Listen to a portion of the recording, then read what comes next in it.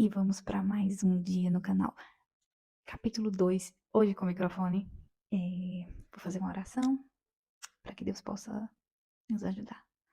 Senhor Deus e Pai, te agradecemos por esse momento. Juntos, aqui estamos. Eu e essas pessoas que querem algo mais contigo, que querem que o Senhor fale conosco, que te pedem, meu Deus, a tua direção.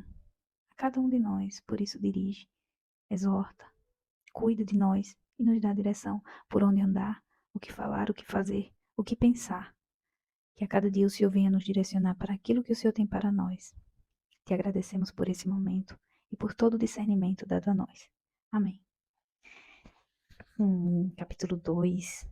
Tu, pois, meu filho, fortifica-se na graça que há em Cristo Jesus. Então, que a graça seja a nossa força todos os dias.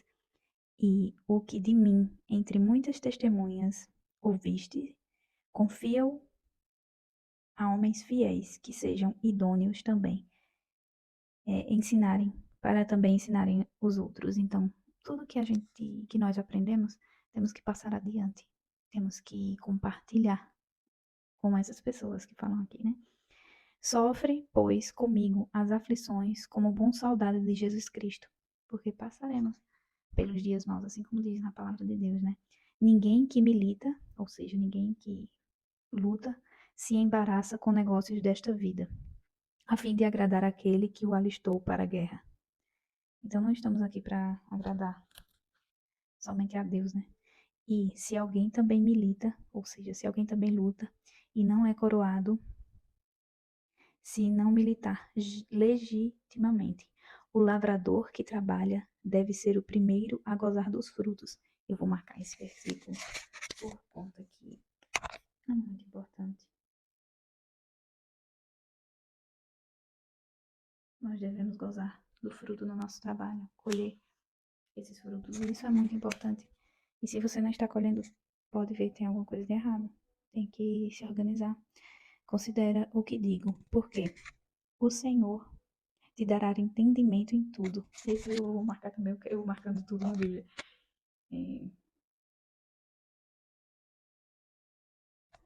No início do vídeo, oramos pedindo entendimento. E o Senhor já está nos respondendo, né? Ele nos dará em tudo. Lembra-te de que Jesus Cristo, que é da descendência de Davi, ressuscitou dos mortos, segundo o meu evangelho. E assim como ele ressuscitou, na nossa vida também ressuscitará.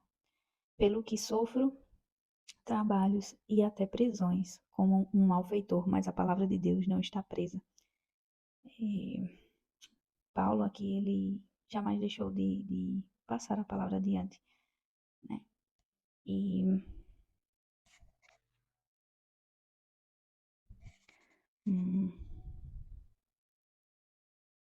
portanto, tudo sofro por amor dos escolhidos, para que também eles alcancem a salvação que está em Cristo Jesus, com glória eterna. Ele passou por muita coisa.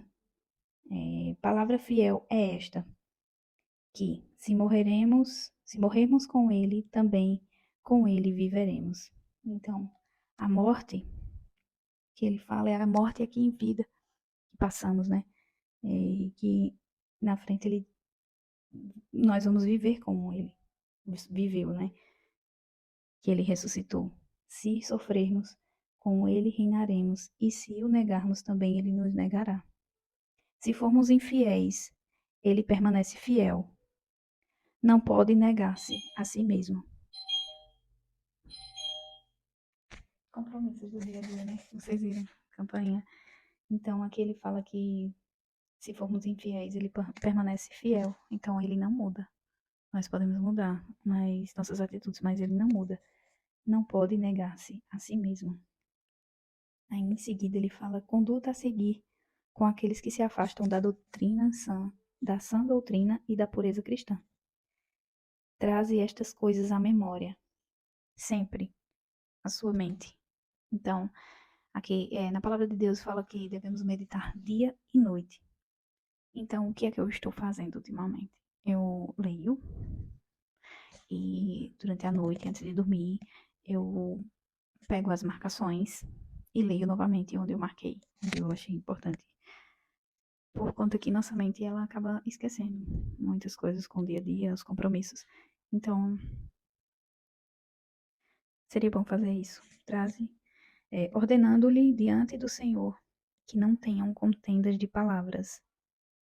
O que seria contenda de palavra? Contenda é briga. Que não tenha discórdia nas palavras, que você não venha discordar. A pessoa que fala a verdade, ela conta a mesma história sempre. Então, que você não venha discordar naquilo que você fala. Que para nada aproveitam e, não, e são para perversão dos ouvintes. Então, aquilo que não tem proveito, aquilo que não vai acrescentar na vida de ninguém, é melhor calar-se.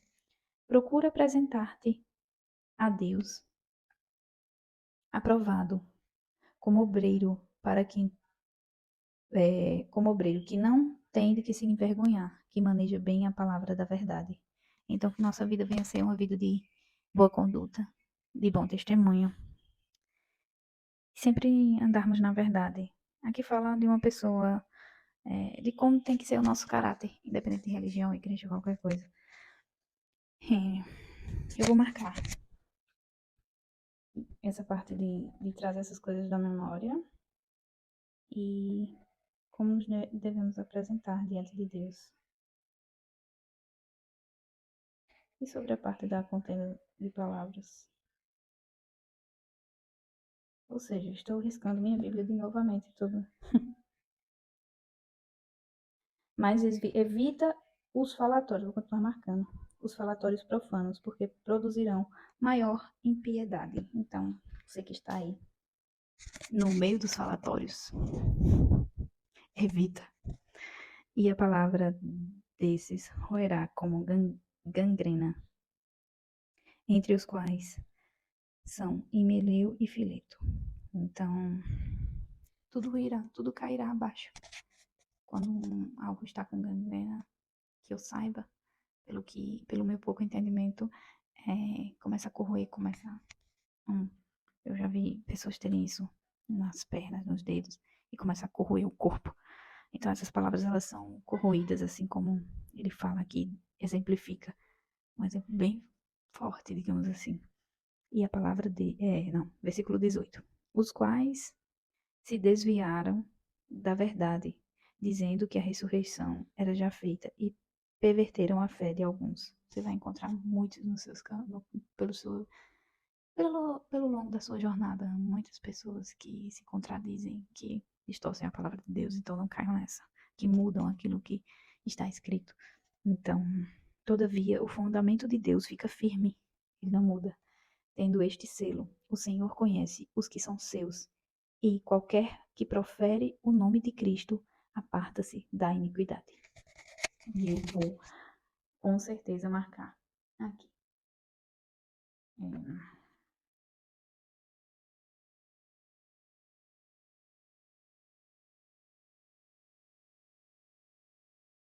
Então o Senhor, ele nos vê.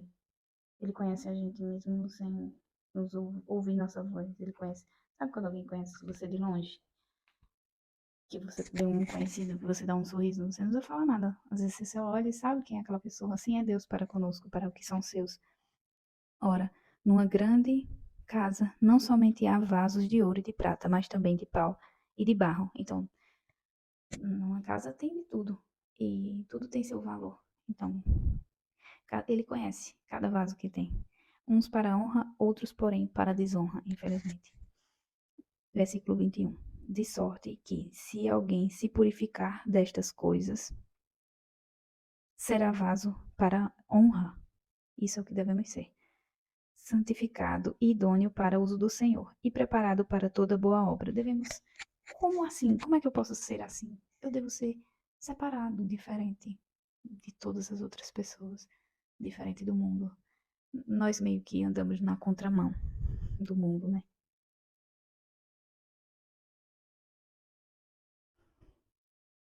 Foge, versículo 22, foge também dos desejos da mocidade, ou desejos da carne, dos desejos da imaturidade, e segue a justiça, a fé e a caridade. Novamente, assim como ele falou no capítulo 1, ele fala novamente sobre a caridade. E a paz com os que, com o coração puro, invocam ao Senhor. É muito importante, pois, eu já vou marcando aqui. Aqui fala sobre o nosso caráter, como devemos ser, para que o Senhor nos reconheça, assim como ele falou em versículos atrás. Como deve ser a nossa conduta.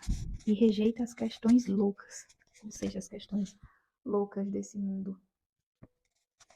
E sem instrução, sabendo que produzem contendas. Então, você tem que ter sabedoria para ver lá na frente. Para entender que aquilo ali vai causar uma contenda, aquilo ali vai causar uma discórdia.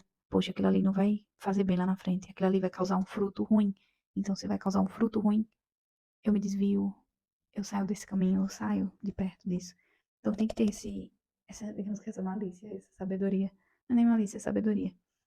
E o servo do Senhor não convém contender, não convém brigar ao servo que é de Deus, mas sim ser manso para com todos e apto para ensinar, sofredor, instruído com mansidão, os que resistem, a ver se porventura Deus lhes dará arrependimento para conhecerem a verdade.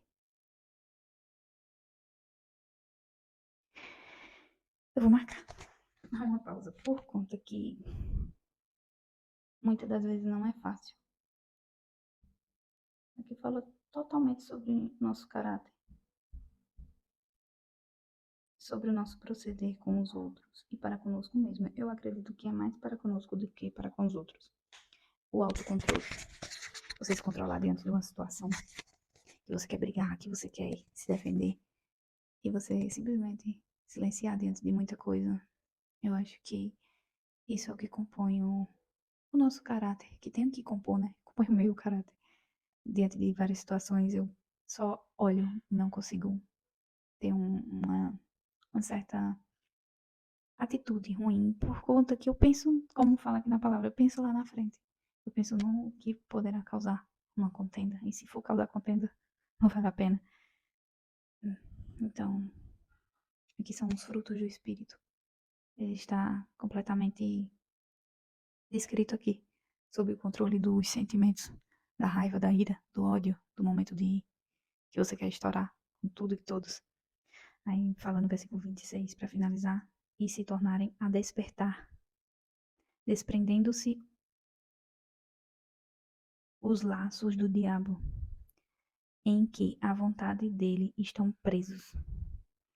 Então, quando fazemos isso, quando negamos a nós mesmos, nossos sentimentos, nossa raiva, nossa ira, quando nos controlamos, a gente se desprende dos laços do inimigo. Porque o inimigo ele quer enlaçar cada um de nós, envolver numa briga, envolver numa contenda. E as pessoas ficam presas nisso, nos laços do mal. E para nos livrarmos disso, a paz, a mansidão, a calma, a tranquilidade, o domínio próprio, o controle. Então aqui fala sobre o caráter, nosso caráter, como devemos ser, para que venhamos ser reconhecidos por Ele. Para que sem nenhuma palavra Ele conheça a cada um de nós, nosso interior. Eu deixo vocês com essa paz. Eu deixo vocês hoje com essa alegria, com essa mansidão, com esse domínio próprio no coração de vocês. Que na hora da ira, da raiva, faça alguma coisa, algum exercício. Segure prenda a mão. Pense nessa palavra. Encha a boca d'água. Se controle.